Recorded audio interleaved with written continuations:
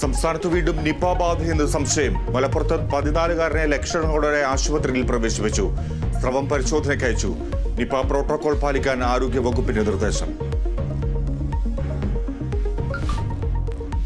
കർണാടക ഷിരൂരിൽ മണ്ണിടിഞ്ഞ് കാണാതായ അർജുനായി തെരച്ചിൽ തുടരുന്നു. പരിശോധനയ്ക്കായി മംഗളൂരുവിൽ നിന്ന് റഡാർ എത്തിച്ചു. ഇന്നലെ രാവിലെ നമ്മൾ ഒരു തവണ വിളിച്ചപ്പം ഫുൾ റിങ് ചെയ്തിട്ട് വീണ്ടും ഓഫായിപ്പോയി. ഒരുപക്ഷെ റേഞ്ച് വന്നതുകൊണ്ട് റിങ് ചെയ്ത് ഓഫായതാവാം, ഫോണിൽ ചാർജ് തീർന്നതാവാം.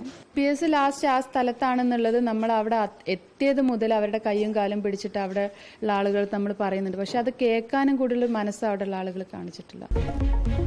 അർജുനായുള്ള തെരച്ചിലിൽ തൃപ്തിയില്ലെന്ന് കുടുംബം. കുവൈറ്റിൽ തീപിടുത്തത്തിൽ 4-അംഗ മലയാളി കുടുംബത്തിന് ദാരുണാന്ത്യം. അബ്ബാസിയയിൽ മരിച്ചത് പത്തനംതിട്ട സ്വദേശികളായ മാത്യു മുളയ്ക്കലും കുടുംബവും. അവധിക്ക് നാട്ടിലായിരുന്ന കുടുംബം കുവൈറ്റിൽ തിരിച്ചെത്തിയത് ഇന്നലെ.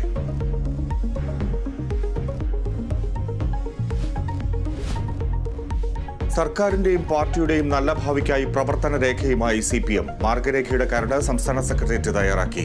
സർക്കാരിന്റെ 2 വർഷത്തേക്കുള്ള ഭാവി പരിപാടികൾ മാർഗരേഖയിൽ. ഞായറാഴ്ചത്തെ സംസ്ഥാന സമിതിയിൽ കരട് മാർഗരേഖ അവതരിപ്പിക്കും. നീറ്റ് UG പരീക്ഷയുടെ മാർക്ക് ലിസ്റ്റ് ഇന്ന് പ്രസിദ്ധീകരിക്കും. സെന്റർ തിരിച്ചുള്ള പട്ടിക ഇന്ത്യയെ പുറത്തുവിടുന്നത് സുപ്രീം കോടതി നിർദ്ദേശത്തെ തുടർന്ന്.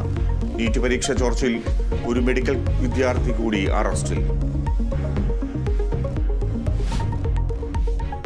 വനിതാ ഏഷ്യ കപ്പ് 2020-ൽ പാകിസ്ഥാനെ തകർത്ത് ഇന്ത്യ. ജയം 7 വിക്കറ്റിന്. 3 വിക്കറ്റ് വീഴ്ത്തിയ ദീപ്തി ശർമ്മ മത്സരത്തിലെ താരം.